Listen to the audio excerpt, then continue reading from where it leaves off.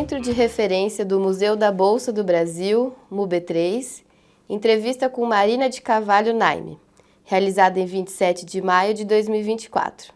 Tudo bem, Marina? Tudo bem, e você? Tudo certo. Marina, você poderia fazer a sua autodescrição, por gentileza? Claro, faço sim.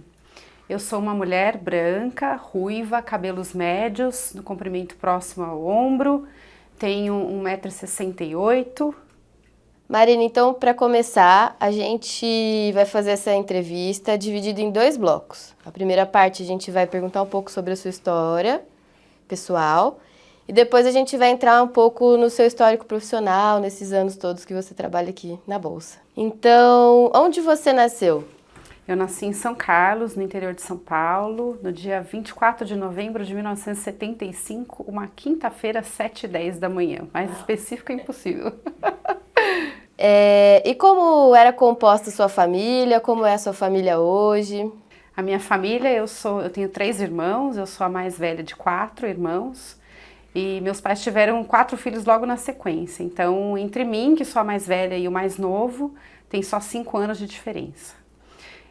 E são 2 casais, então uma mulher, um homem, uma mulher, um homem, né? Os meus pais foram primeiros namorados um do outro, então meu pai é o primeiro namorado da minha mãe é o primeiro namorado do meu pai, e ambos se conheceram no colégio em São Carlos mesmo, no interior de São Paulo. E é uma família do lado do meu pai, são 6 filhos, meus avós tiveram 6 filhos, também 3 homens e 3 mulheres, e do lado da minha mãe foram 12 filhos. 6 homens e 6 mulheres também. A minha avó teve 12 filhos, mas o meu avô, anteriormente, uma família grande, meu avô era 20 anos mais velho que a minha avó. Ele teve um casamento anterior, teve 9 filhos, ficou viúvo, casou depois com a minha avó e teve mais 12. Então, minha família, eu tenho primos e tios que eu nunca conheci, porque são 21 filhos do lado do meu avô. E atualmente, como é composta a sua família? A minha família atualmente é composta por mim e pelo meu filho. Nós moramos aqui em São Paulo. Meu filho tem 17 anos de idade. Perfeito.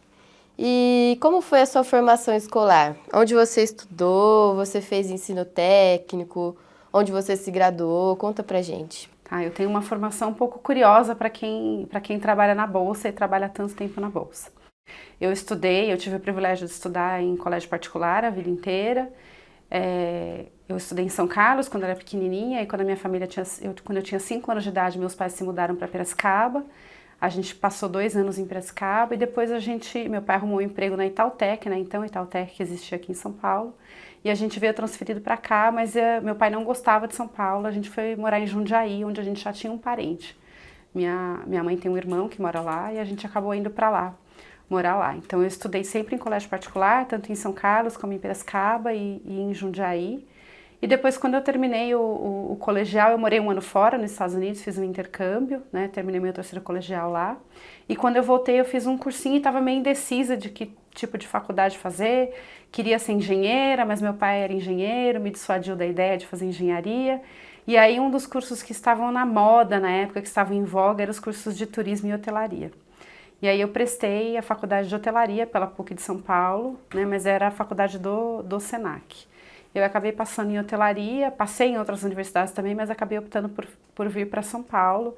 E aí vim morar aqui, né? Então ficava aqui durante a semana, depois voltava, final de semana voltava para Jundiaí, né? Então a minha formação original é em hotelaria, né? Eu fiz depois uma pós-graduação em marketing, depois de uns anos, mas é uma formação bem sui generis para quem trabalha na Bolsa e no mercado financeiro. Alguém próximo de você já atuava no mercado de capitais? Você foi a pioneira? Não, a pessoa mais próxima que eu tinha era meu pai, mas meu pai era bancário do Banco Itaú, ele era gerente de sistema de financiamento, né, e não tinha conhecimento de mercado de capitais, era algo bem distante, porque era TI, né. Então, eu fui a primeira pessoa da família mesmo, de todos os lados aí da família, que trabalhou no mercado de capitais, que veio trabalhar nessa área. Então, pensando mais nesse contexto profissional, como que você entrou no mundo do mercado de capitais? Bom, a história é curiosa, né? Eu, na época, trabalhava em laboratório farmacêutico, então eu tinha já uma carreira construída em laboratório farmacêutico na área de eventos, na área de comunicação, marketing e principalmente de eventos, então eu montava os eventos médicos, né? Essa área de mercado farmacêutico, a gente tem muitos eventos que a gente faz, congressos médicos, de laboratório e tal, das especialidades para relacionamento com os médicos. E eu estava fazendo um MBA na SPM, um MBA em marketing na SPM, e um dos meus professores era o Abdal, que era diretor de comunicação na época da Bovespa, da antiga Bovespa. E ele que dava uma disciplina pra gente, eu não vou me recordar agora qual era a disciplina, mas ele era responsável por uma das disciplinas que a gente tinha no MBA. E aí, nesse meio tempo, eu acabei ficando desempregada, acabei saindo, eu trabalhava na AstraZeneca, acabei saindo de lá, estava desempregada, e aí comprei um dos programas que eles chamavam na época de outplacement da Cato, que você ia lá na Cato, entrava no computador, selecionava um monte de empresa, aí eles faziam o seu currículo, imprimiam o seu currículo e você tinha que ir lá no correio mandar todas essas cartas para o RH das empresas, né, com o seu currículo para, na eventualidade, vinha uma carta de apresentação também, para eventualmente eles te chamarem para alguma entrevista. E uma das empresas que eu selecionei foi a Bovespa, porque eu falei, é um lugar que eu tenho interesse em trabalhar, mas mais na área de marketing, na área de eventos e tal. E acabei mandando e essa carta chegou na mão do Abdal. E ele me ligou, né? Eu estava participando já de processos seletivos de outras empresas, de outros laboratórios farmacêuticos, que era a área que eu tinha maior conhecimento. E ele me ligou perto do Natal, inclusive, falou, nossa, Marina, eu não sabia que você estava desempregada, por que você não falou para mim na minha aula? Eu falei, Abdal, eu achei que não era, né, não era importante comentar, lá é outro tipo de ambiente, escolar e tal. Ele falou, não, vem aqui que eu quero conversar com você, porque eu tenho uma vaga aqui que talvez te interesse. Ele falou, eu não cuido ainda, na época ele não cuidava de marketing e comunicação. Ele falou, não cuido dessa parte de eventos, de marketing, mas eu queria conversar com você. Aí eu vim pra cá, vim pra São Paulo, peguei o ônibus, estava em Jundiaí, peguei o ônibus, vim pra cá pra conversar com ele. Ele falou, olha, eu tenho uma vaga aqui que é pra fazer revisão de BDI, que é o Boletim Diário de Informações. Queria saber se você se interessa, eu sei que você escreve muito bem, né? Eu vejo os textos que você faz que eu corrijo em sala de aula e tal. Então eu queria saber se você se interessa por essa vaga. E eu fui muito honesta com ele, falei, olha, Abdal, eu agradeço a oportunidade, eu tenho interesse sim, mas se eu estou participando de outros processos seletivos para laboratório farmacêutico na área de eventos, que é onde eu tenho a minha, né, maior conhecimento, se eventualmente eu for aceita numa vaga numa outra empresa, eu vou declinar aqui, porque não é algo que eu tenho muito conhecimento e não entendo que eu vou prosperar da mesma forma. Ele falou, não, tudo bem, fica tranquila, eu vou tirar fim de ano, a gente vai entrar eu vou entrar em férias aqui, eu volto só em janeiro, e aí você, na volta a gente conversa, mas fica com com esse dever de casa aqui pra você. E aí, quando foi logo na primeira semana de janeiro, eu recebi uma proposta para trabalhar na área de eventos da Cristália, que é um laboratório farmacêutico nacional. Liguei para ele e falei, olha, Abdal, eu recebi uma outra proposta da Cristália, eu vou ganhar menos do que a proposta que você me fez aqui, mas é algo que eu já tenho conhecimento, estou mais habituada e tal, acho que não faz muito sentido para mim essa vaga que você me ofereceu. Mas eu tenho uma irmã que está cursando jornalismo na USP, e eu acho que tem tudo a ver, né? Ela está procurando um emprego, ela faz jornalismo noturno, então daria para ela trabalhar durante o dia e ir para aula à noite. Você não queria entrevistar ela? Você não quer entrevistá-la? Ele falou, eu quero. Passa meu contato para ela, pede para ela me ligar. Aí ela ligou para ele, veio aqui, conversou com ele e saiu empregada daqui e começou a trabalhar na bolsa. E aí eu segui a minha vida, né? Fui trabalhar em laboratório farmacêutico, casei, mudei daqui de São Paulo, fui morar em Salvador, né? Aí me separei, voltei para cá, a minha irmã estava trabalhando ainda na Bovespa, era ainda Bovespa. Uhum. Quando foi começo de 2007 ela saiu, eu tinha acabado de voltar para São Paulo, logo na sequência eu tive o meu filho. Aí eu falei para ela, eu estava trabalhando, aí eu já estava em outro emprego, estava trabalhando na Price, como consultora da Price, na área de sustentabilidade, né? E falei para minha irmã um dia, falei, Lara, olha, eu já voltei para São Paulo, o Arthur já nasceu, eu já tô mais independente com ele aqui. Falei, eu tô querendo voltar para o mercado de trabalho, conseguir uma posição melhor, reaproveitar esse MBA que eu fiz em marketing, acho que faz sentido. Falei, liga para o Abdal, fala para ele que eu tô de volta aqui em São Paulo, que eu quero bater um papo com ele. Ela falou, tá bom, vou ligar para ele. Aí ligou para ele, né? Falou, minha irmã tá aqui em São Paulo de volta e tal, não sei o que. Ele falou, pede pra ela me ligar que eu quero conversar com ela. Aí eu liguei pra ele falou assim, não, vem aqui pra Bolsa, era Bovespa ainda na época, foi em 2007, isso. Ele falou, não, vem pra cá que eu quero conversar com você. Aí cheguei, ele já era diretor na época também, cuidava de comunicação, cuidava de marketing. E aí ele falou, olha, Marina, eu tenho uma posição aberta aqui para marketing, sim, né, para analista aqui. Explicou um pouco da vaga, falou, se você quiser vir, a gente te recebe com o maior carinho. E aí foi assim, eu pedi demissão da Price e foi assim que eu entrei na Bolsa. E foi 15 de outubro de 2007. Meu filho ia completar 1 ano quando eu entrei na Bolsa. Então foi assim que eu acabei vindo para cá. Perfeito. Então você entrou aqui em 2007. E aí durante esses anos, até hoje, quais os cargos que você ocupou? Quais foram as suas principais responsabilidades? Eu entrei aqui como analista de marketing, né? E foi um pouquinho entre 2 semanas antes do IPO da Bovespa, né? Quando a gente abriu o capital e viramos Bovespa Holding. Eu cuidava de algumas atividades de marketing, da área de marketing, e eram gerências separadas, né? Existia o Abdal era o diretor, e existia uma gerência que cuidava dos programas de popularização, na época chamava-se assim, que era a Patrícia Quadros quem cuidava, e depois existia outra gerência que era a Cristiane, eu não vou me recordar agora o sobrenome dela, que era a minha gerente na época, que cuidava de toda a parte de marketing. Então era pra gente, na época, por exemplo, eu lembro que a gente estava tentando abrir uma lojinha, né, ter uma loja dentro da Bolsa, pensar alguns produtos, pensar em mix de produto, ver custo, aprovar e tal. Eu fiz essa atividade durante pouco tempo, porque logo na sequência teve o anúncio da integração das bolsas de BMF com Bovespa. E eu trabalhei muito, eu junto com a Bruna, com a Cris, que estão aqui na Bolsa também, a gente trabalhou bastante num plano de desenho da nova área, de como essa área de comunicação, de marketing e de programa de popularização ficaria. Porque existiam muitos programas que a Bolsa tinha, muitas atividades que a gente fazia, e a BMF também tinha muitas atividades parecidas conosco. Então a gente trabalhou bastante num plano de como integrar todos os projetos que a gente tinha, já que estávamos, né, já que estávamos integrando as duas companhias. Sim. Então, nesse período de integração, de anúncio, de integração logo depois dos IPOs, tanto de Bovespa quanto de BMF, eu trabalhei bastante nesse plano de integração, né? E aí, na integração, a Cris Piatto, lembrei agora, Cristiane Piatto. Na integração, a Cris saiu, o Abdal saiu, o Alcides acabou assumindo a diretoria, toda a parte de imprensa, comunicação, marketing e popularização.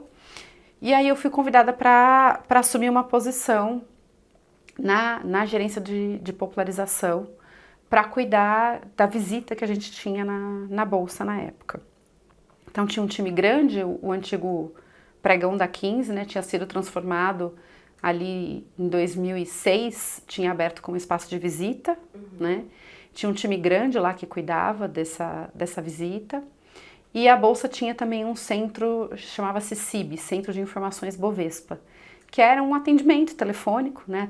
Tinha atendimento por telefone, tinha atendimento por fax, a gente fazia atendimento por fax também e atendimento por e-mail. Então era toda a central de informações, chamava-se CIB. E aí, na integração, precisava de alguém para gerir essas duas áreas. Tanto o atendimento ao público, o antigo CIB, como também a parte de visita. E essas atividades ficavam embaixo da gerência de programas de popularização. E aí eu fui convidada para assumir essa função. A princípio eu fui como analista, né, mesmo tendo pessoas para gerenciar, então era a primeira vez que eu ia gerenciar pessoas, né, já logo de cara na companhia, isso em 2008, né, logo depois da fusão. E aí eu fui colocada num teste, então a proposta foi, Marina, você vai assumir essas duas áreas, você vai ficar 6 meses com essas pessoas e se funcionar, a gente te promove, se não funcionar, né, aí a gente vai ter que ver o que vai fazer. Então eu aceitei o desafio de assumir essas áreas e acabou dando certo. Então eu fiquei como analista um tempo e depois eu fui promovida a coordenadora, existia o cargo de coordenação na época. Aí nessa função, cuidando dessas duas atividades, eu fiquei acho que uns 4 ou 5 anos. Quando foi em 2011, 2012, eu não me recordo, a BMF tinha uma área de educação também, que na integração não foi integrada com a gerência de popularização. que era o Instituto Educacional BMF Bovespa. A gente deixou as coisas separadas, então o programa de popularização quem cuidava era a gente, então tudo que estava relacionado à pessoa física ficava com a gente e a educação de profissionais de mercado continuava no Instituto Educacional. Só que depois de 3 ou 4 anos a gente achou que não fazia sentido ter essas atividades separadas, que educação era educação. E aí a Bolsa fez uma outra reestruturação e trouxe o Instituto Educacional BMF Bovespa para dentro da gerência de popularização. E a gente passou a se chamar educacional ou BMF Bovespa Educação, né? Então tínhamos aí uma denominação educacional e a gente acabou cuidando de todo esse guarda-chuva, tanto do lado de capacitação profissional como também de pessoa física. E aí, nessa época também eu assumi uma série de funções, então toda a parte de atendimento ao aluno, pagamento, secretaria, cobrança, fazer calendário dos programas, né, gestão dos professores, tudo isso veio parar embaixo de mim. Então aí eu assumi uma equipe grande, na época, se eu não me engano, eram quase 30 pessoas que ficaram embaixo de mim, e aí eu abri mão do antigo, né, do atendimento ao público, que não fazia sentido, eu não conseguia cuidar de tanta coisa. Aí o atendimento ao público foi para outra área, que tinha um core mais de negócio, né, com foco mais em negócio para a Bolsa, e eu fiquei com toda essa parte de gestão, né, de sala de aula. Então a gente cuidava dos calendários, atendia os alunos, fazia cobrança, colocava os cursos no site, fazia divulgação, a gente também tinha um papel grande de fazer essa divulgação. E aí eu cuidei desse portfólio todo até 2019. Né? Então a gente tinha um educacional ativo com cursos que a gente ofertava e com receita que a gente tinha dentro da Associação BMF até 2019. Então a gente teve essa vida de escola, a gente fala, né, até finalzinho de 2019. Aí integramos em 2017, né, com o CETIP, e aí nessa virada de chave para B3, a gente achou que não fazia mais sentido a gente ter todo um portfólio de cursos aqui, porque a gente não conseguia acompanhar a evolução do mercado em termos tecnológicos, né? Porque aí tem uma plataforma de curso online, né? Você faz síncrono, faz assíncrono, produção de conteúdo, apostila, verificação de conteúdo que os professores fazem, prova. Então era um dia a dia muito de escola que não fazia sentido com a nova companhia, com o B3, né? E aí veio o pedido da direção da companhia para que a gente encontrasse um parceiro educacional que pudesse assumir todo esse portfólio de curso e a gente se concentrasse mais em produtos digitais, né? Tivesse um foco mais em produtos digitais, um foco mais na pessoa física, né? Em apoiar os participantes de mercado, as corretoras dos bancos, nessa parte de capacitação, do que efetivamente a gente fazer. E aí a gente trabalhou na transição desses programas todos para um parceiro. E foi assim, foi bem a calhar, porque a gente terminou a passagem de bastão em dezembro de 2019 e quando foi fevereiro março de 2020 veio a pandemia, né? Então a gente já tinha feito toda essa passagem de bastão, eu já estava trabalhando em outro momento quando todo esse turbilhão aí acabou acontecendo. E aí nesse meio de caminho também eu acabei me tornando gerente. Me tornar gerente foi, entre aspas, sem querer, porque a Bolsa fez uma movimentação de cargos, né, de nomenclatura de cargos. Então, se não me engano, foi em 2015 ou 2016 que ela fez uma mudança de nomenclatura de cargo. Ela extinguiu o cargo de coordenador. Então, todos os gerentes passaram a intitular-se superintendentes e todos os coordenadores se intitularam gerentes. Então, teve uma mudança de nomenclatura apenas. Nessa época, eu fui, entre aspas, promovida a gerente. Né? E depois, posteriormente, só depois de 2018, se eu não me engano, 17 ou 18, que a Bolsa criou novamente um cargo de coordenador. Mas aí, nessa mudança de nomenclatura, eu fui meio que promovida a gerente nessa história. Marina, você pode contar pra gente, com mais detalhes, o que era o Centro de Informação Bovespa? Bom, o CIB era uma área da Bolsa, da antiga Bovespa, que cuidava de toda a parte de atendimento ao público. Então a gente dava informações de cotação, informações sobre os documentos que a Bolsa emitia em nome do investidor. Então tinha o aviso de negociação de ativos, o extrato de custódia. Existia na época o precursor da área alugada do investidor, chamava-se Canal Eletrônico do Investidor, o SEI. Então as pessoas acessavam esse canal para obter essas informações sobre negociação. Então, eu comprei Petrobras, então onde eu vejo, né, onde eu vejo a quantidade que eu comprei, o preço que eu comprei e o que eu tenho na minha carteira de investimento. Era dentro desse site chamado SEI, uma área alugada, que ele conseguia ver isso. E a gente dava muita informação sobre senha, os documentos na época iam muito, todos esses extratos iam em papel pelo correio para as pessoas, às vezes não chegava, né? Às vezes demorava para chegar, porque tinha uma empresa que a Bolsa contratava para fazer todo esse manuseio, essa manipulação e envio. Então a gente fazia muito atendimento relacionado ao canal eletrônico do investidor, também relacionado ao Tesouro Direto. As pessoas perguntavam muito sobre produto, Tesouro Direto, sobre ações. A gente informava a cotação, então na época as pessoas ligavam para pedir cotação em papel. E existia o serviço de fax também, que a pessoa ligava para um número de fax e dava alguns comandos ali, recebia as cotações no próprio fax. A gente mandava essas cotações via fax aí num canal mais eletrônico, né? E tirava dúvidas em geral. As pessoas às vezes ligavam reclamando, ligavam elogiando. Então a gente sempre tirava dúvidas, era um canal para tirar dúvida de qualquer coisa, né? Às vezes tinham profissionais de mercado que também vinham com dúvidas, não existia toda a parte de relacionamento que a Bolsa tem, os RMs ainda não existiam.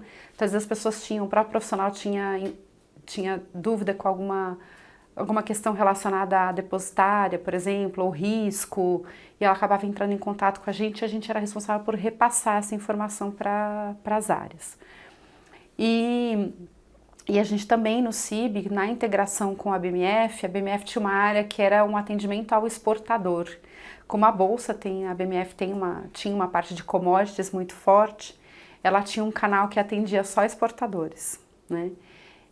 E essa área de atendimento ao exportador, que era o CAI, Central de Atendimento ao Exportador, na integração também uniu-se com o CIB e a gente mudou o nome da área para SAP, Serviço de Atendimento ao Público. Então, essa área passou a se chamar Serviço de Atendimento ao Público na integração da BMF com a Bovespa.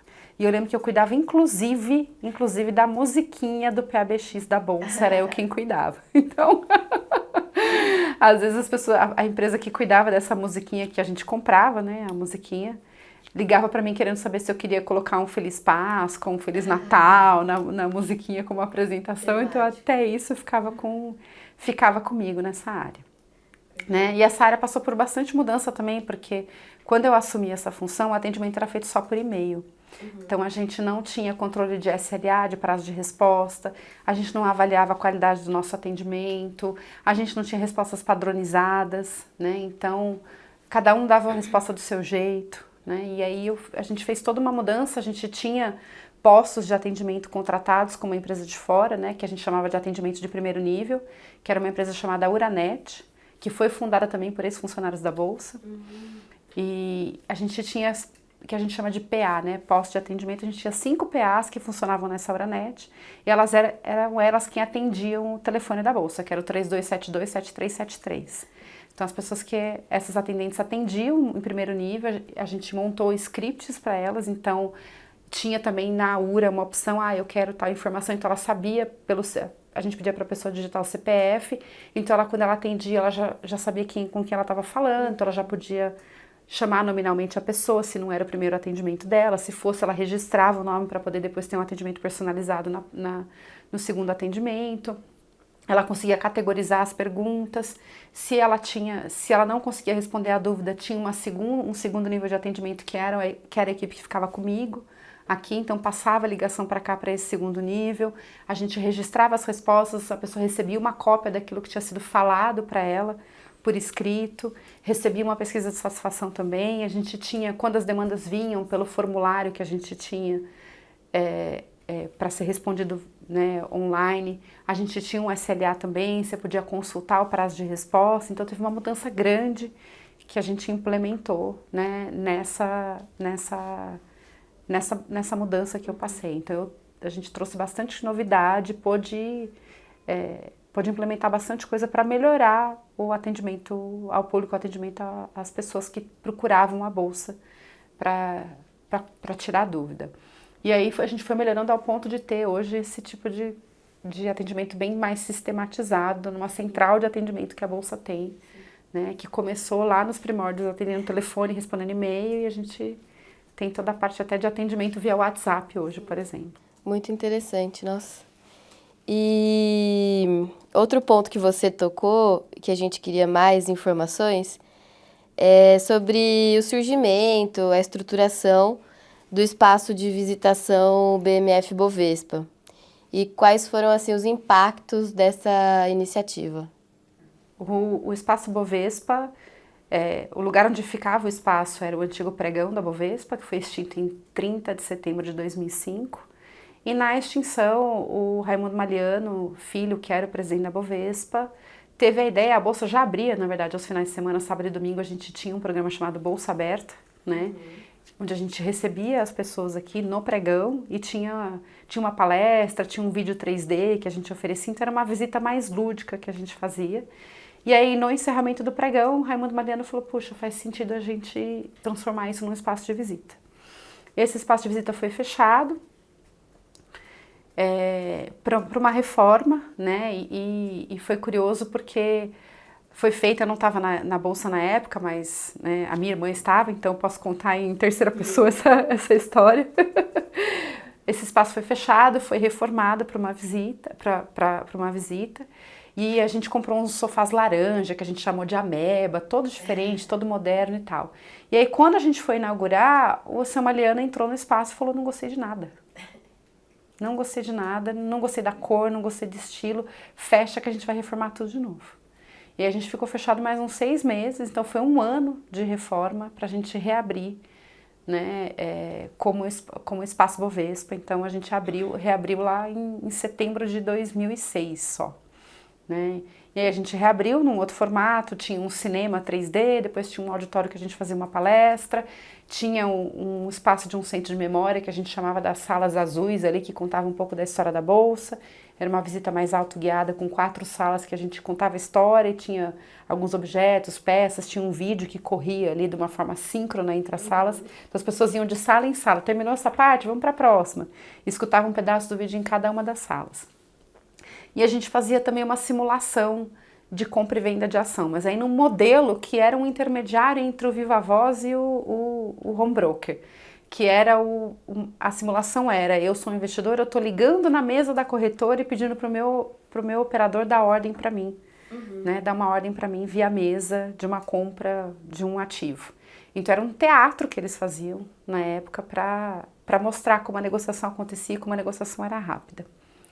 Né? Então o Espaço abriu, voltando ao Espaço abriu em setembro de 2006, todas as pessoas que faziam, eram os monitores que a gente chamava na época, que eram responsáveis pela visita, eram 12 na época, eram ex-operadores que também passaram um ano por um treinamento, por uma capacitação, para aprender a fazer a palestra, para aprender a lidar com o público, fazer atendimento, né? Entender todos os processos que a gente tinha lá na visita.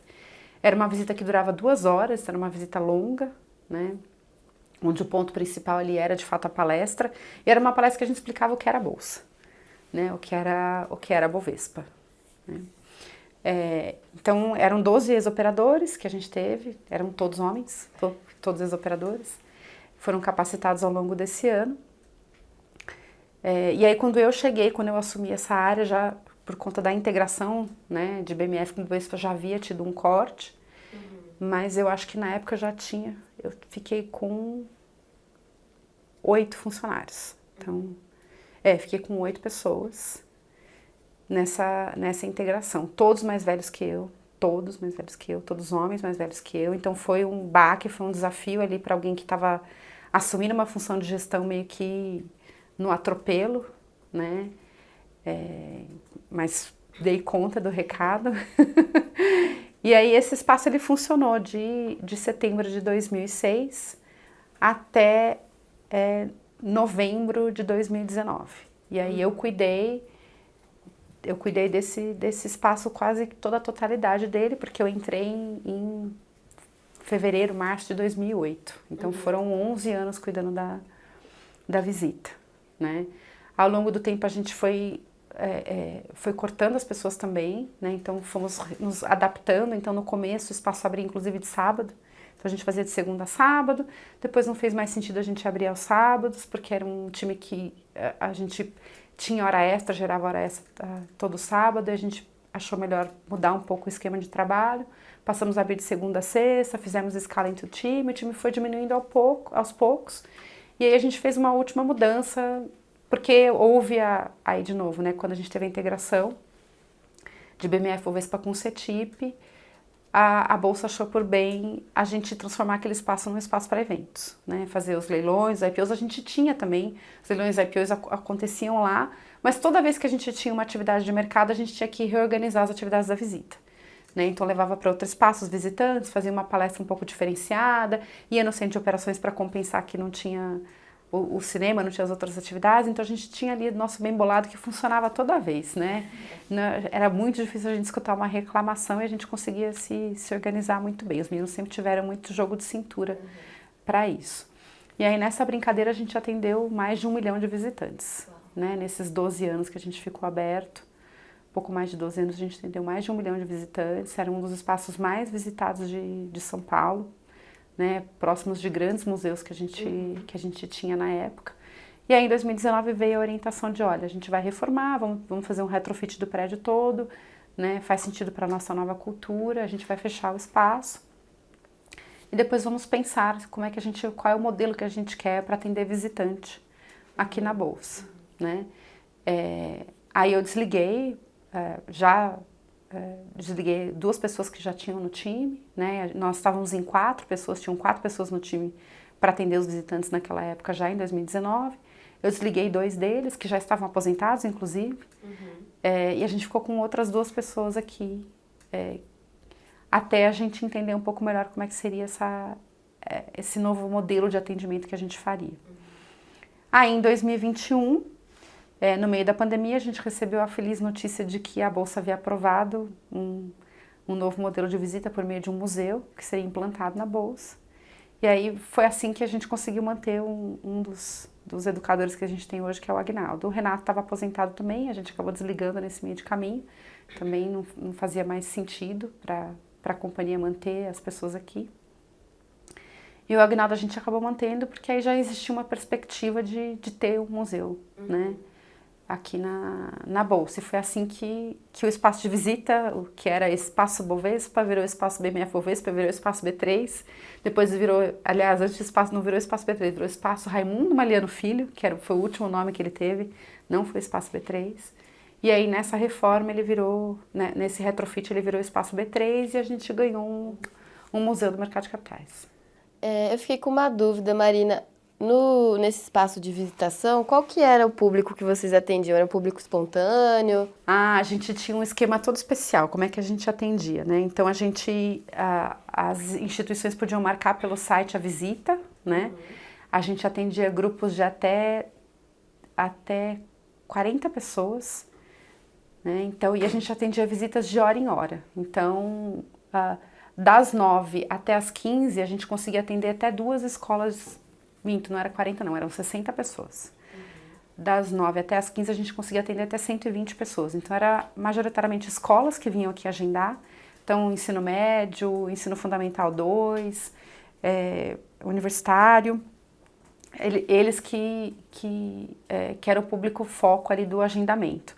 Mas a gente estava aberto, a população em geral, a visita sempre foi gratuita e as pessoas podiam entrar aqui, tanto conhecer o espaço e dependendo do horário que ela chegasse, a gente avisava geralmente, olha, se você chegar em hora cheia, entre as 9 e as 15, vai ter uma visita começando, muito provavelmente, aí você pode se juntar a essa visita. Então a gente tinha muito público espontâneo que chegava e a gente colocava junto com a visita e falava, ó, tá começando uma visita, vem aqui, junte-se a nós e faça parte da visita.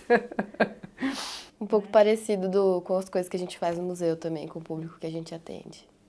Bem parecido, bem parecido. É um público muito... Esse público, na verdade, a gente reativou, né? Quando a gente inaugurou o MUB3, era algo que eles estavam esperando já. Durante a pandemia, que estávamos em processo de retrofit, logo depois que as coisas começaram a voltar, né? O mundo começou a reabrir e tal, as pessoas procuravam muita gente, querendo saber da visita. Quando vai voltar a visita? E a gente falava, calma que a gente vai ter um museu, enquanto isso você vem visitar o Espaço B3, né? Então esse público ficou represado esses anos todos aqui esperando o museu abrir. Mudando um pouco de assunto, mas ainda sobre essas ações, a gente tem curiosidade em saber mais sobre a associação profissionalizante. Então, quais eram as principais atividades, os objetivos, como que funcionava? Eu tenho pouco conhecimento, eu não trabalhei na associação profissionalizante, eu conheço mais porque, assim, a gente acabava ficando próximo deles, né? E tinha pessoas, por exemplo, a Elaine, que vocês chegaram já a entrevistar para o programa de História Oral, ela veio da AP, então a gente acabava tendo essa proximidade. Mas a AP era responsável pelos cursos profissionalizantes para jovens de ensino médio, né? Então a gente tinha lá um curso que formava as pessoas que queriam trabalhar com beleza, então com manicure, com cabeleireiro, com maquiagem e tal, a gente tinha essa formação de capacitação. Tinha uma outra que era administrativa, então você aprendia lá mexer com o computador, na época o computador não era todo mundo que tinha, né? Muito menos as pessoas mais pobres, mais humildes. Então, mexer com o computador, aprender a digitar, né? Mexer no Word, no Excel, no PowerPoint, né? Então, algo com muito foco mais ao primeiro emprego, né? A gente chamava de capacitação para empregabilidade. E tinha um outro lá que eu não lembro como chama, mas era para você construir uma casa. Então, você aprendia toda a parte de hidráulica, de pintura, de... né? Alvenaria, então madeira, então você aprendia, você tinha uma formação para isso, para depois você trabalhar em construção, em obra, enfim, então uma capacitação aí mais voltada para essa outra área. E a gente abria a inscrição anualmente, se eu não me engano era um curso de 2 anos que eles faziam, então eles ficavam conosco durante 2 anos, era algo que eles iam lá, eles tinham alimentação, tinham almoço, tinham transporte, então tinha toda um suporte que a Bolsa dava para eles. E aí dentro da Associação Bovespa, né, que estava a Associação Profissionalizante, existia também o Clube de Atletismo. Então a Bolsa tinha um suporte que ela dava para alguns atletas, né? A Bolsa tinha um centro de atletismo no Parque do Ibirapuera, que era patrocinado pela antiga BMF, depois BMF Bovespa, né? E a Bolsa teve grandes atletas medalhistas que foram patrocinados pela associação, né, ao longo dos anos. Então, Maureen Mag, aquele Vanderlei Cordeiro de Lima, teve aquela do salto com vara Fabiana Mira, então a Bolsa teve uma de arremesso de peso que eu não vou lembrar mais como chama. Então a Bolsa teve vários atletas que ela patrocinou ao longo de muitos anos, né, que foram aí medalhistas que tiveram grandes conquistas no atletismo. E você já falou um pouco durante essas perguntas, mas como que foi para você, Marina, esse processo de fusão e incorporação das bolsas? Eu confesso para você que no processo de integração da BMF com a Bovespa eu fiquei muito temerosa. Porque como eu tinha acabado de entrar na Bolsa, eu achava que eu ia ser demitida. Até falei com os meus pais logo no começo, falei, olha, acabei de entrar na Bolsa, mas estou com medo, porque toda vez que tem um processo de integração, sempre gera aquele, né, aquele ruído de que quem vai ser mandado embora são aqueles que acabaram de chegar, né? Pessoas que têm menos tempo de casa. E aí, na verdade, não foi isso que aconteceu comigo. Eu acabei sendo promovida, mas por conta das mudanças que aconteceram na estrutura, né? Precisavam de alguém ali para coordenar o espaço de visita.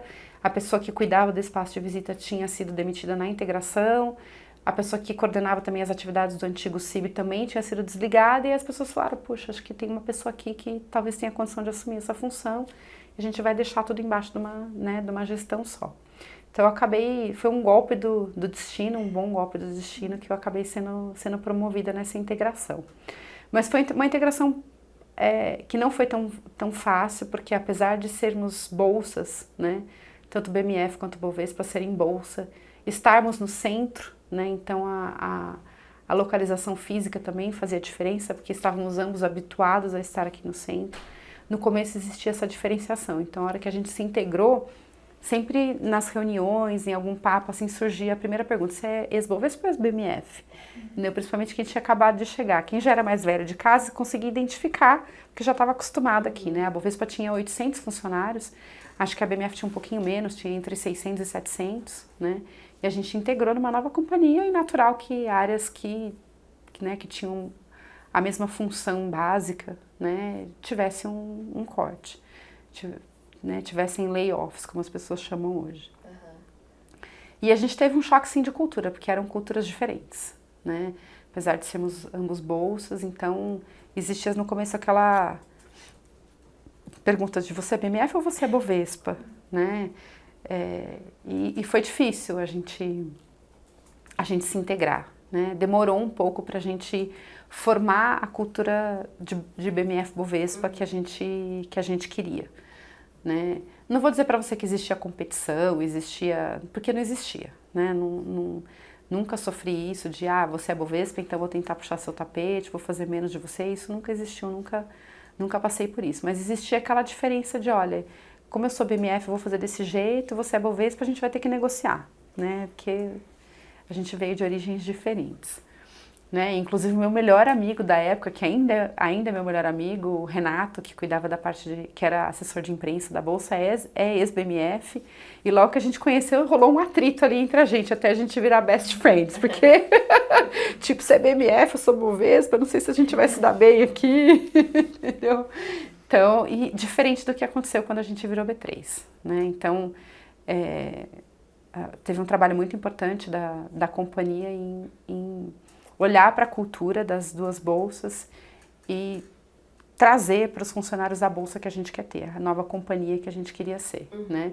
E era um trabalho mais difícil também, apesar da CETIP ser muito menor do que a BMF Bovespa na época, mas as pessoas da CETIP trabalhavam na Faria Lima, tinham outro, né?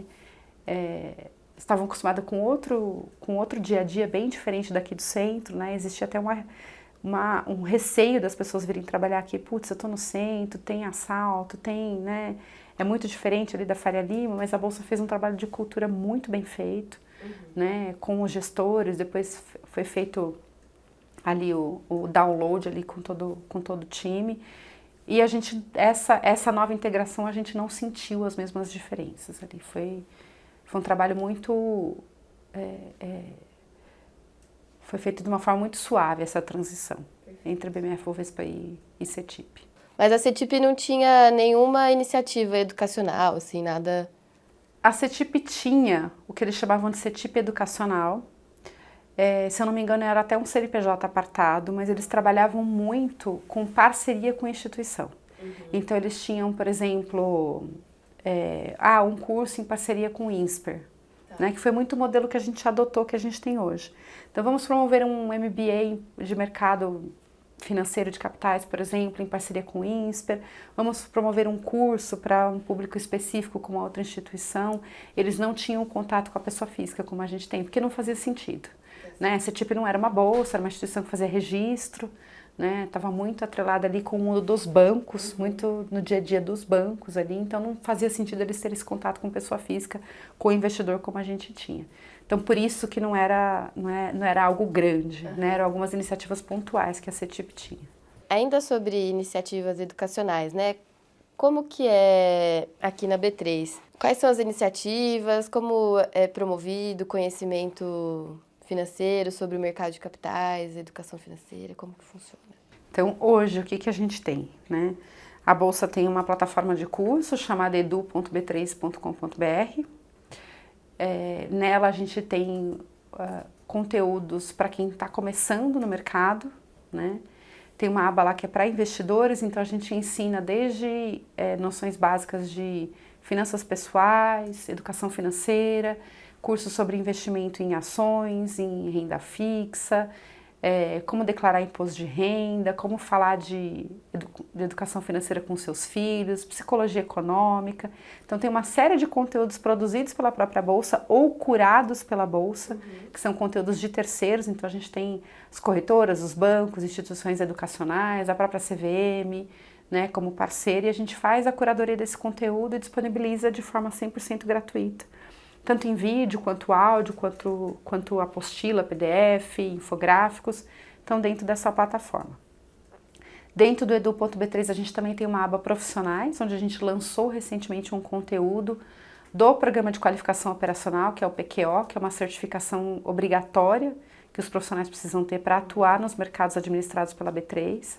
E aí esses conteúdos são conteúdos mais parrudos ali, que falam sobre gestão de risco, depositária, negociação de ações, negociação nos mercados da bolsa, falam sobre LGPD, compliance, prevenção de lavagem de dinheiro. Então são conteúdos super importantes que um profissional de mercado precisa saber para atuar, né, nos mercados que a Bolsa administra. Então esses conteúdos são mais parrudos, mas também estão ali disponíveis para quem quiser fazer o processo de certificação do PQO via Programa de Educação Continuada, lá no edu.b3 de forma gratuita. Ele está aberto para todo o público, mas o foco dele são mais os profissionais, né? Então, fala de derivativos, enfim, tem vários programas lá para formação de profissional. Além do edu.b3, a Bolsa tem alguns programas de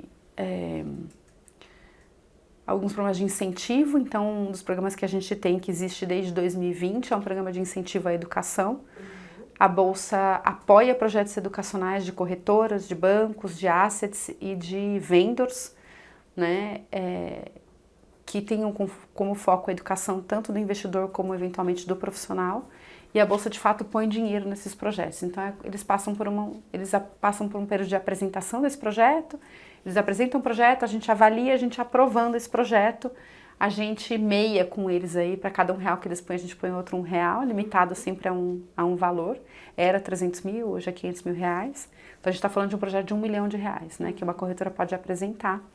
E a gente desenvolve em parceria com eles. A gente tem alguns touch points, ajuda a olhar, fazer revisão de conteúdo, olhar a divulgação deles, né, garantir que o selo de apoio da B3 vai estar aplicado ali nos materiais. Então a gente faz todo esse processo de acompanhamento junto com eles desses projetos de educação do programa de incentivo. A gente tem também, dentro da B3 Educação, a gente tem o atendimento que a gente faz para as escolas, né? Então, tem um programa de embaixadores que a Bolsa tem, então a gente atende as instituições de ensino tanto aqui na Bolsa, tanto na instituição, como também nas escolas. Então a gente vai até as escolas para falar sobre educação financeira, investimento em ações, explicar o que é a Bolsa, né? Então a gente tem as semanas de mobilização que a gente também atua fortemente. Então tem esse programa que a gente ainda mantém, tanto as escolas vindo para cá, as universidades, as escolas, além do MOB3, a gente também recebe pessoas aqui, que são escolas que têm mais foco em negócio e o mercado de capitais. A gente tem os cursos que a gente faz em parceria com as instituições, então aqueles cursos que eu mencionei que a gente levou para uma instituição em 2019, então com a São Paulo, mas a gente também tem parceria com a FIA, tem parceria com o IBMEC, temos parceria com o INSPER, temos parceria com a FK Partners, temos uma parceria com o PSEG também. Então a gente ainda tem esses cursos em parceria com as instituições, porque eles que nos ajudam a levar, né, educação para o mercado. E a gente tem também dentro da B3 Educação, toda a parte da gestão do acervo de obras de arte. Então a Bolsa tem um acervo que ela mantém há muitos anos, foram obras que foram adquiridas lá pela antiga Bovespa e pela antiga BMF, que a gente faz a gestão tanto patrimonial como curatorial desse acervo. Deixa eu ver se eu não esqueci de mais nada, peraí. E a gente tem a gestão do Programa de Qualificação Operacional, que é esse programa que eu comentei com vocês. Então todo profissional, para atuar nos mercados administrados pela B3, ele é obrigado a ter uma certificação e manter essa certificação ativa. Essa certificação vence a cada 5 anos, né? E aí é por área de conhecimento, então a gente tem compliance, risco, back-office, liquidação, custódia e operações, né? Então e cadastro, são 7 áreas de conhecimento que a gente tem, e o profissional é obrigado a se certificar em uma dessas áreas de conhecimento e manter essa certificação ativa. Para se certificar, ele faz uma prova, né? Quem aplica essa prova é a Ancor, que é a nossa parceira. E para manter essa certificação ativa, ele pode se recertificar, tanto por prova ou por pontos, né? Ele tem que cumprir 150 pontos num período de 5 anos, né, com um mínimo de 20 pontos por ano que ele tem que cumprir, né, então ele tem que ter ali aquela educação continuada, todo ano ele tem que fazer algum conteúdo educacional, e aí esse conteúdo que eu mencionei para vocês está dentro da plataforma edu.b3, ele pode utilizar para compor os pontos, os créditos que ele precisa para renovar a certificação dele, e ele pode fazer outros cursos de mercado também que a gente pode credenciar com instituições, tanto instituições financeiras, porque os bancos também têm muita capacitação que eles oferecem para os funcionários, ou como instituições educacionais. E ele pode optar por fazer essa recertificação por pontos ou renovar por prova, mas a gente também faz toda essa gestão, né, desse programa de qualificação operacional junto com a Ancor, porque tem todas as regras do PQO, os ofícios que saem falando sobre as regras e tal, que são ali o trabalho que a gente faz junto com a BSM audita e a gente que impõe a regra, fica aqui também com a B3 Educação. Marina, e como a B3 vem trabalhando para alcançar públicos diversos e promover a inclusão da educação financeira? Como que tem sido feito esse...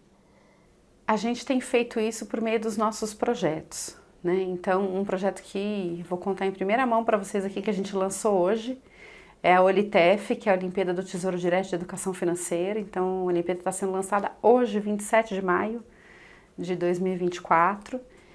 O foco dessa Olimpíada são os alunos de 6º ano do ensino fundamental até o 1º ano do ensino médio. É uma Olimpíada 100% gratuita e a gente espera atingir aí pelo menos 10 mil escolas, tanto de ensino, tanto públicas quanto privadas, né? E quem sabe a gente já consegue nesse primeiro ano realizar o sonho de ter 1 milhão de alunos aí inscritos na Olimpíada. Então a gente acredita muito no poder que esse tipo de competição tem, né? Porque esse é o tipo de atividade que vai de fato levar educação financeira para a sala de aula. Então esse tipo de iniciativa tem um poder transformador muito grande, né? A gente quer capacitar o professor para que o professor capacite o aluno em sala de aula com os temas de educação financeira para que ele seja apto a participar dessa Olimpíada e ser bem classificado na Olimpíada. Os alunos vão poder receber medalha. A gente não está fazendo um ranking, a proposta não é fazer um ranking de 1º, 2º e 3º colocado.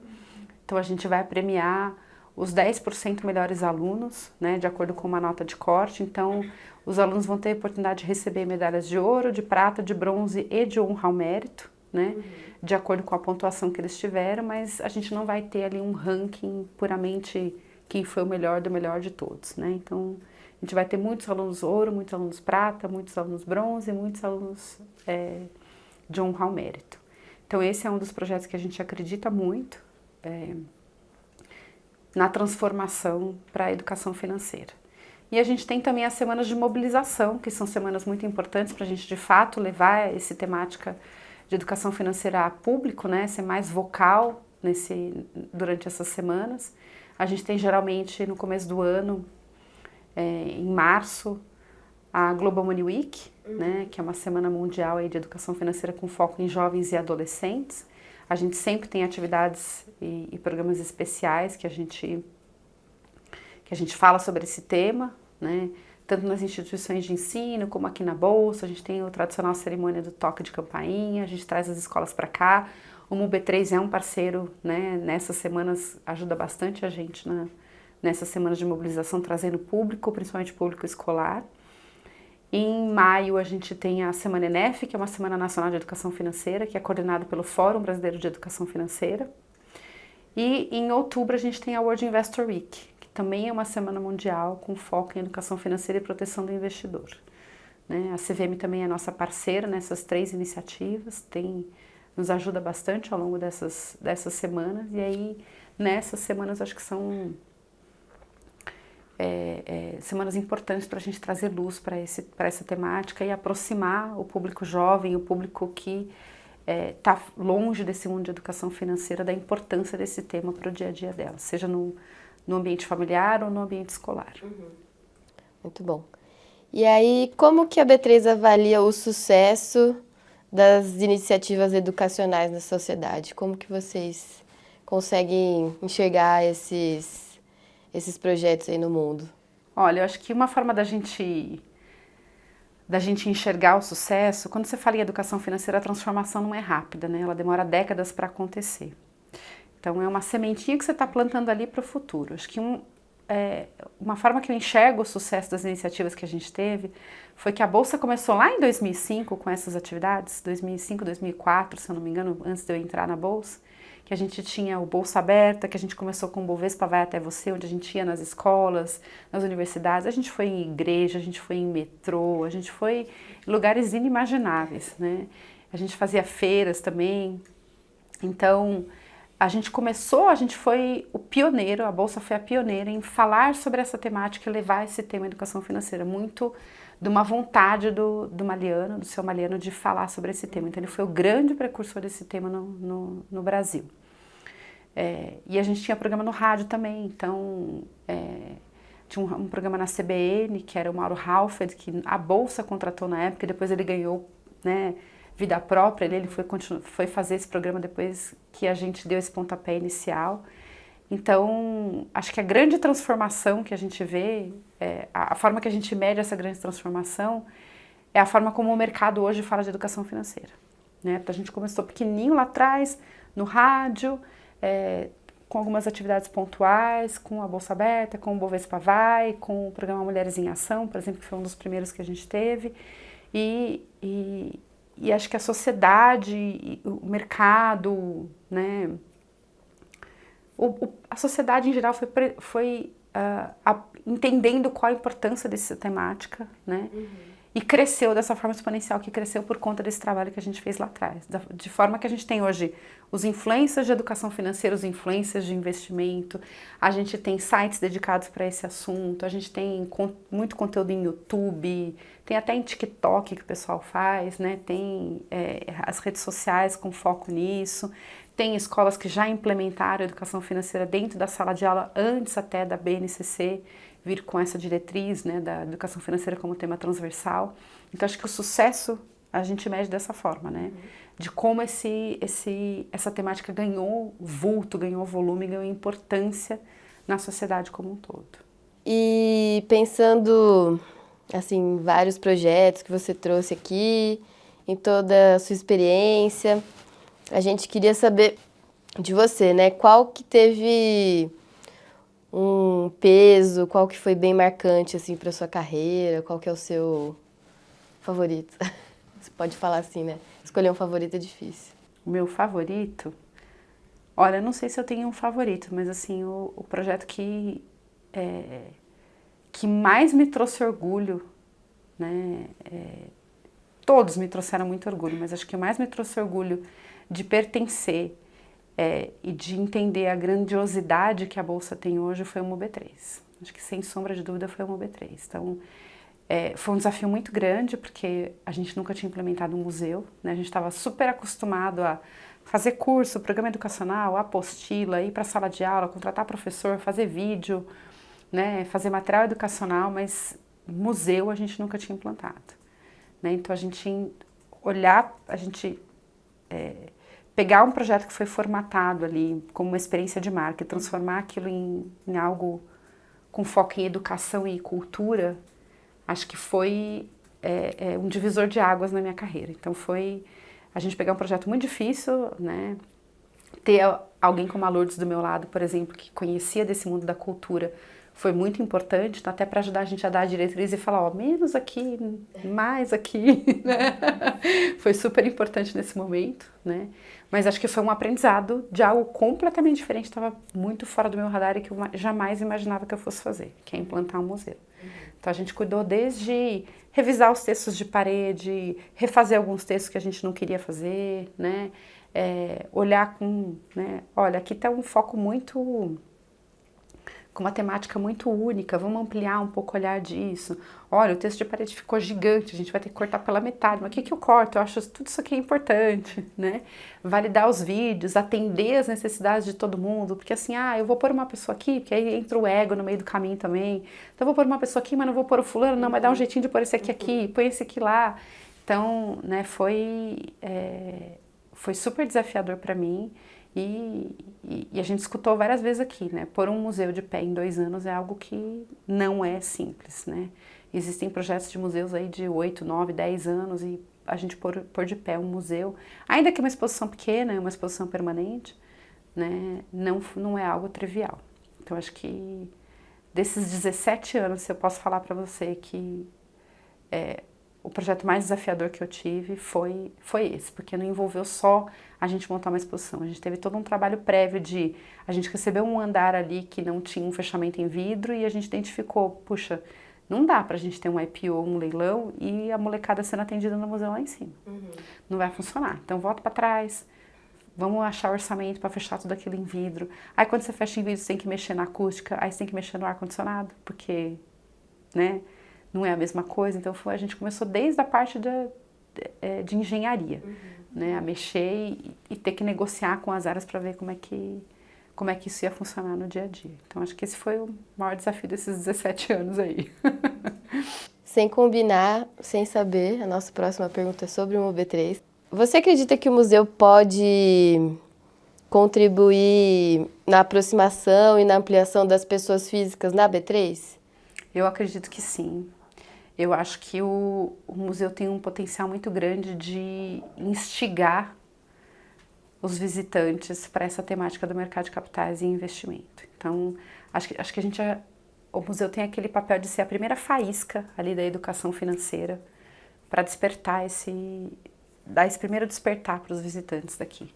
Aquelas pessoas que nunca tiveram contato com o mercado, não sabem quem é a bolsa, não sabem o que a bolsa faz, não sabem o que é investimento, não entendem de finanças pessoais, por exemplo, né? Então, o despertar desse interesse, né, para um tema que é super importante, né, além do mais nos dias de hoje, né, que a gente não tem como depender mais só do INSS para quando a gente se aposentar, não dá, né? A gente faz as contas e fala, putz, não tem como eu ter uma vida só dependendo do INSS, se eu quiser ter o mesmo nível de vida que eu tenho hoje. Então, eu preciso pensar no meu futuro, eu preciso poupar. Então, acho que para esse despertar das crianças e dos adolescentes, até dos adultos também, porque tem tempo, né? Dá tempo de mudar. Né? Eu acho que o papel do museu é fundamental. A gente falar de educação financeira e de como é possível você seguir esse caminho. Plantar essa sementinha para se desenvolver futuramente. Seja em sala de aula esse tema, seja com os pais em casa, né? Na família, com os colegas, né? Eu lembro que durante uns bons anos, eu fiz a palestra de integração dos novos funcionários, que a gente chama de onboarding agora, né? Então, tem algumas palestras que a Bolsa faz para quem está começando na instituição, que são super importantes para você conhecer onde você está entrando. E eu falava um pouco de B3 Educação. Ia lá para falar de um programa que a gente tinha chamado Por Dentro da Bolsa, que as pessoas tinham a oportunidade de conhecer como a Bolsa funcionava por meio de alguns conteúdos educacionais que a gente oferecia na plataforma de curso que a gente tinha na época. Conteúdo online. E uma das coisas que eu falava em todas as apresentações era, olha, gente, se você entra na Bolsa, sempre gera uma curiosidade dos amigos e dos parentes. Putz, o que a Bolsa faz mesmo? Né? E esse assunto vai surgir ali no barzinho, num final de semana, num almoço em família e tal. E se você não conhecer o que a Bolsa faz, você não vai conseguir falar sobre o seu trabalho, porque não é algo trivial você falar, né, de bolsa. Você não vai conseguir falar com seus familiares. Eles vão vir, a primeira pergunta que vai vir é, como é que eu faço para investir? Qual que é a ação que eu vou ganhar mais dinheiro, que eu vou ficar milionária, nunca mais vou precisar trabalhar? Pergunta qual é o concurso público que a pessoa fez para poder trabalhar na bolsa, né? Então, para você conhecer o que a bolsa faz e ser esse multiplicador de conhecimento, você precisa fazer esse programa por dentro da B3. Então, era assim que eu usava como material de convencimento para a pessoa fazer, para o novo funcionário fazer o curso ali do Por Dentro da B3. Você falou lá no começo, Marina, que durante o espaço de visitação, você trabalhou com vários homens, né? A gente queria entender como que era a participação feminina aqui na Bolsa, quando você iniciou, e como você sentiu as mudanças de representatividade ao longo do tempo. Hoje a gente trabalha com várias mulheres, como que isso se deu?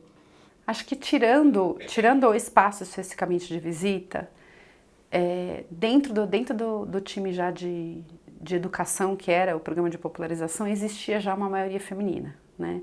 porque era pessoal de formação de marketing, de comunicação, de publicidade, então sempre teve, né, nessas áreas mais com foco, né, o marketing, por exemplo, popularização, existia imprensa, existia uma participação feminina grande, né. O que a mulher acabou conquistando mais espaço foi para essas outras áreas de negócio com foco, né. Então, operações, por exemplo, existia majoritariamente uma participação masculina e a mulher foi conquistando espaço ao longo dos anos, né. Mas eu, especificamente, tinha um contato muito maior com o homem por conta de gerenciar um espaço onde eram só ex-operadores, né, e aí ex-operadores ali era a presença masculina indiscutível ali naquele espaço. Falando alto. Falando alto, mas eu vi bastante mudança acontecer ao longo desses anos, né, então muitas mulheres ocupando funções de liderança dentro da companhia, né, como diretoras, como vice-presidentes, né, então houve uma mudança ao longo do tempo, sim. Então, antigamente, quando eu entrei, a maioria dos cargos de gestão, de liderança, eram ocupados por homens, né, e hoje a gente já teve a mulher já conquistou muito mais espaço e a gente já tem, né, muitas mulheres ocupando a posição de diretora, de vice-presidente, no conselho da companhia também, né? Então, houve uma conquista grande, assim, ao longo dos anos, uma mudança importante. Muito bom. E aí, caminhando para as nossas últimas perguntas, são as que emocionam. A gente queria saber alguma história marcante que você viveu aqui, que impactou a sua vida, a sua carreira, algum momento que está assim, bem marcado na sua memória. Olha, acho que, assim, um momento que me deixou muito emocionada e muito honrada e que me marcou, sim, foi quando eu tive a oportunidade de coletar todos os depoimentos, fazer o que vocês estão fazendo agora, mas com profissionais de mercado. Na coleta dos depoimentos do MoB3, quando a gente começou lá em 2021, 2022. Por que isso foi marcante? Porque eram pessoas que eu conhecia de nome, né? Que não tinha muito contato, sabiam quem era, sabia que tinham trabalhado aqui na Bolsa ou tinham sido conselheiros da companhia, mas eu não entendia muito bem o papel fundamental que eles tiveram no desenvolvimento do mercado, que formou a Bolsa que a gente tem hoje. Né? Então, acho que ter a oportunidade de sentar frente a frente com eles e fazer para eles essas perguntas que vocês estão me fazendo agora, foi muito importante para mim, para entender como é que a grandiosidade que a Bolsa tem hoje e como o papel deles foi fundamental para sedimentar, né, tudo que a gente tem hoje. Então, por exemplo, vou dar um exemplo recente e próximo, né? O Edemir foi presidente da companhia durante muito tempo, como BMF Bovespa, né?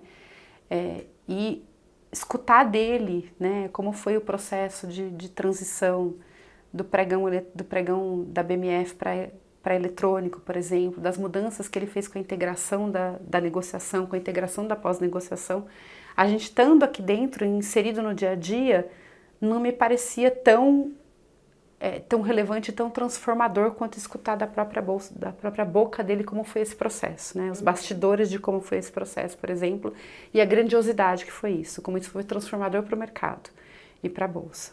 Né? E de outras pessoas também, quando a Bovespa abriu capital, por exemplo, escutado de um dos executivos, né, que a Bolsa destinou, que os corretores destinaram parte dessas ações para formar a B3 Social, né, que tem um fundo de endowment que a Bolsa tem hoje, então como eles já pensavam nessa questão social lá atrás, então não é algo que está na nossa boca hoje, né, então a gente não está falando de ESG hoje, em 2024, a gente já falava lá em 2006, em 2007, né, então como esse assunto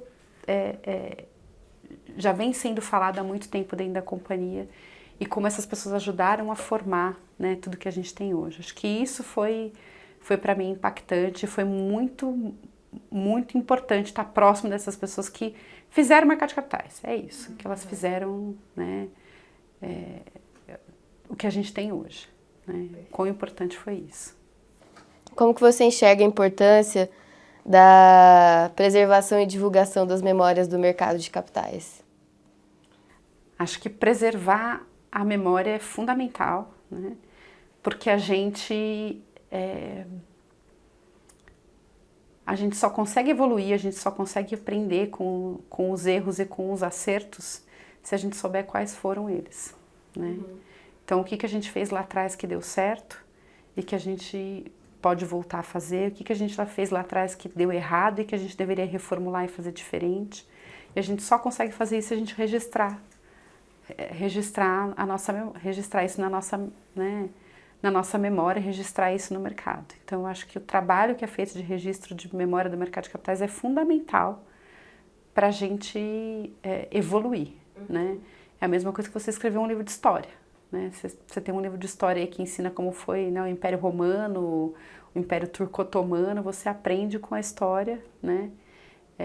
Você aprende com esses povos, aprende com tudo que eles fizeram de errado e fizeram de certo e consegue evoluir como sociedade. Então, eu faço o mesmo paralelo aqui com a história. Então, se a gente registra a história do mercado de capitais, a gente também tem a oportunidade de revisitar isso e evoluir para que a gente tenha um mercado cada vez mais pujante, cada vez mais relevante dentro da sociedade e da economia brasileira. Então, em nome do Centro de Referência, agradecemos a sua participação e as suas contribuições para o programa de História Oral. Muito obrigada.